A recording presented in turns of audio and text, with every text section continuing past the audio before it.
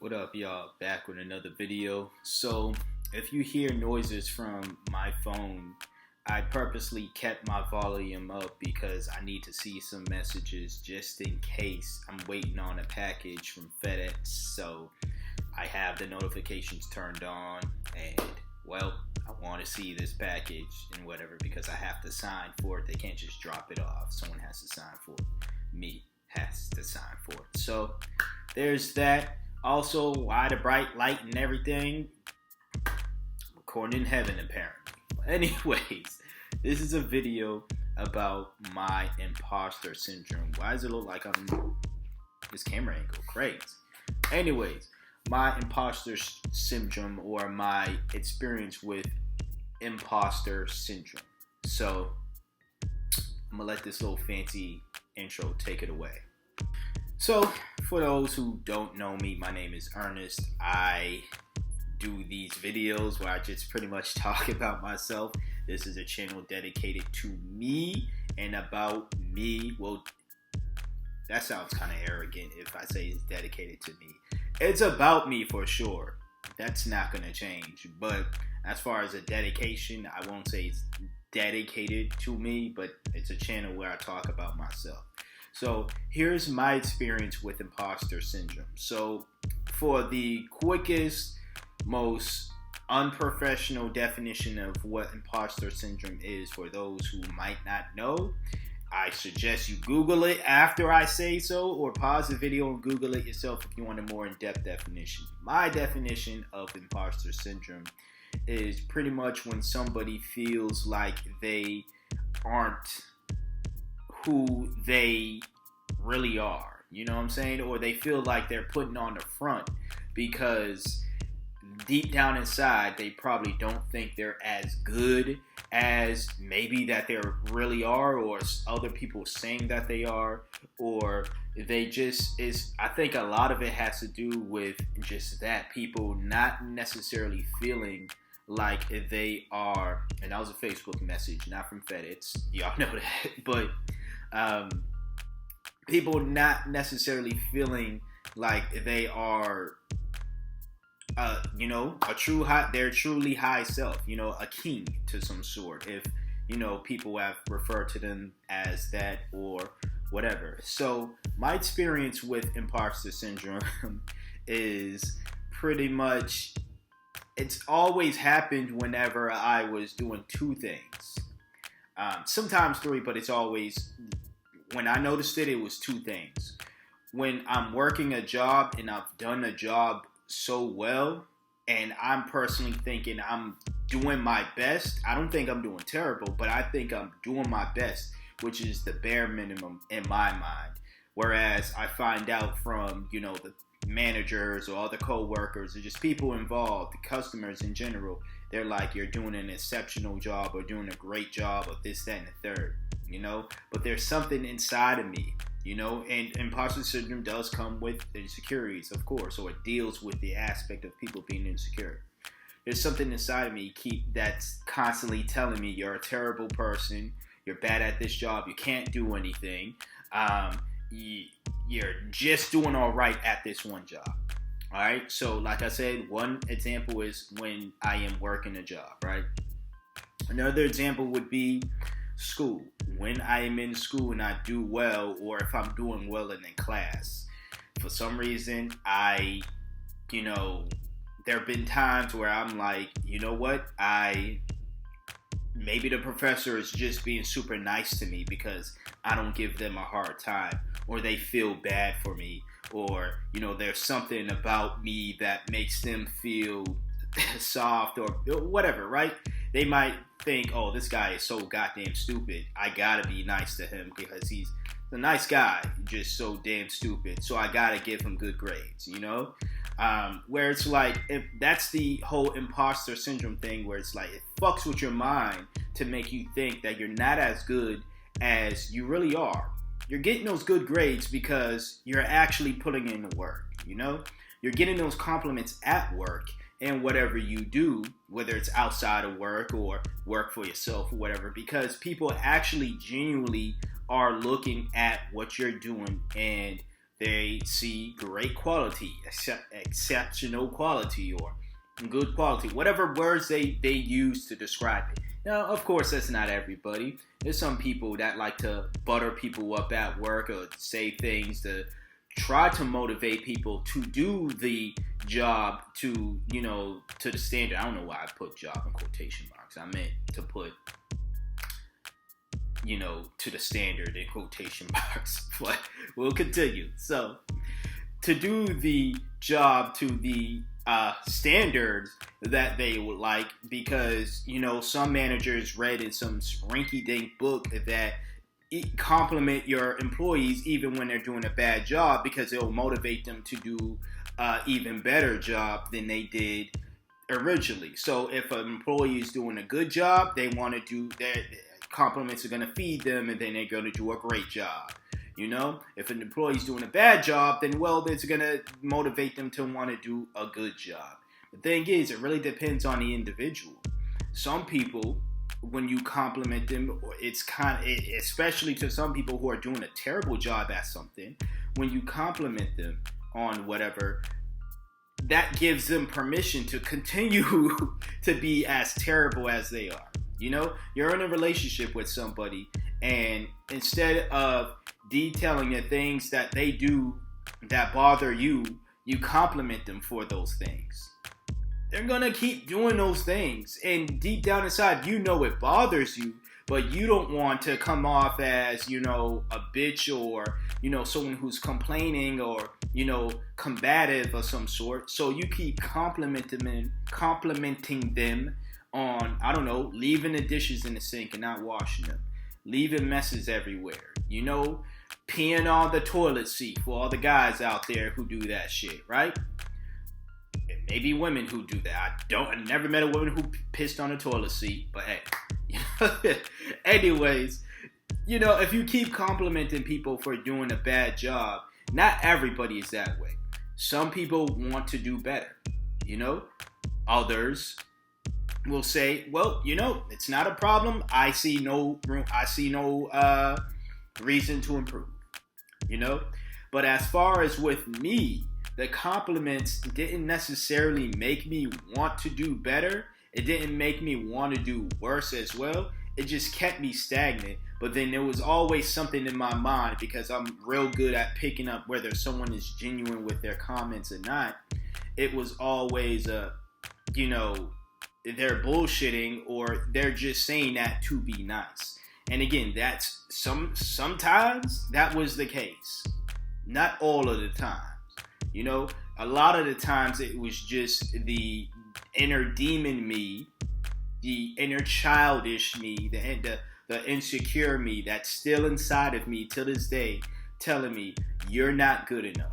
So if you think you're this great individual at whatever the case is, because you got a couple compliments, or you got these people who praise you for it, you're wrong, because you better than all these other people. Now, there is truth. People do, for the most part, I would say we do know ourselves better than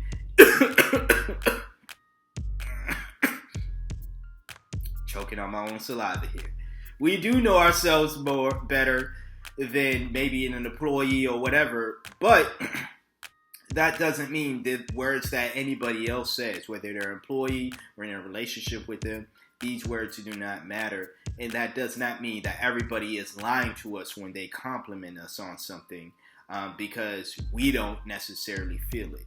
So my advice, and this is how I practice getting over it, because it's still a constant battle.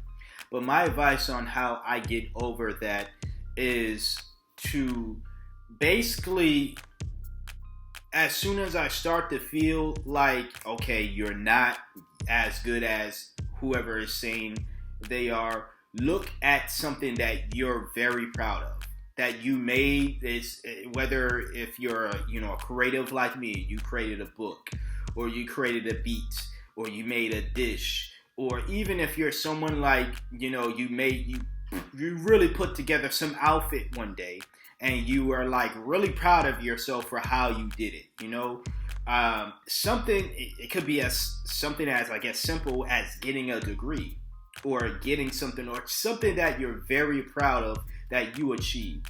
Constantly remind yourself that you did this thing. You did it. Not anybody, not the bullshit imposter that's inside of you telling you you ain't shit. You did it. Who you are now, the person you are now, you did it with all the leaps and bounds and obstacles outside of yourself and inside of yourself. You still managed to create this one thing or more. I said just one, but you can look at more, of course. I named my beats. I named my book. There's a lot of other things as well. Those are just two of the bigger things that I look at when or think about, because sometimes I'm not physically around my book when I am feeling down on myself, or sometimes I just can't simply pop headphones in and listen to one of the beats I created and stuff, because I'm somewhere where that's not allowable, and again, somewhere where I'm not near my book or whatever, right? But just thinking about them or just looking at them, that's something that works for me, that has worked for me, and it's tried and true. And then that instantly, I won't say instantly, that was a bad choice of words, but within a minute or so, all right? Maybe that's instant to you. So I will say instantly, but depending on how long a minute is to you, instantaneous or not. So within a minute or so, I start to feel better. That voice that's telling me I'm not as good as I am, or as other people say that I am, it starts to quiet down more and more and more and more and more. It's kind of like you're in this fight with yourself, right? And they're doing all the shit talking and they're pounding on you. But then you start to, as you're on the ground and you're thinking, this is it, I'm done, this side of me has won. You start to have flashbacks or think about, or maybe you even see, once again, the one thing, at least one thing, that has you very proud, or that one thought, or at least one thought that has you very proud and very prideful about something that you did.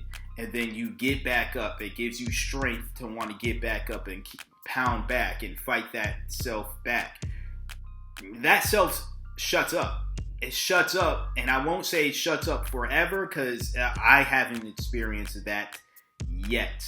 But as I've gotten older and as I've continued to be more proud of myself, take more pride in myself, that voice becomes a lot more silent over the years. Hopefully there are some time where the voice it's dead. That part of you is no longer in existence. It's gone. You can go back to it and think about those negative times and think, I don't want to be that anymore. But I tell you right now, from my experience, it's not dead. It's just a lot more silent than it has been in the past. So hopefully that will work out for you as well. But that's just my experience with imposter syndrome. Yes, like I said, it's something that I still go through all the time. Just for some kind words before I go, you're definitely as great as other people say so. You're definitely as good as those times where you're having high moments and you believe that you are that great of an individual. Don't let it go to your head and fill you up and make you think that, because just like how some people, the same people I was talking about earlier, who, if they're not being their highest self, but they're still getting complimented on just being who they are, and they feel as though they don't need to improve. Same goes for I feel like those people, or at least there are people similar, who will feel that they're at their highest self. They're at their height right now, right? And I'm sitting down, so don't think I'm this damn short. Alright, calm down. Short, but I ain't this short. Alright, calm the fuck down. But they at their height. They at their height, and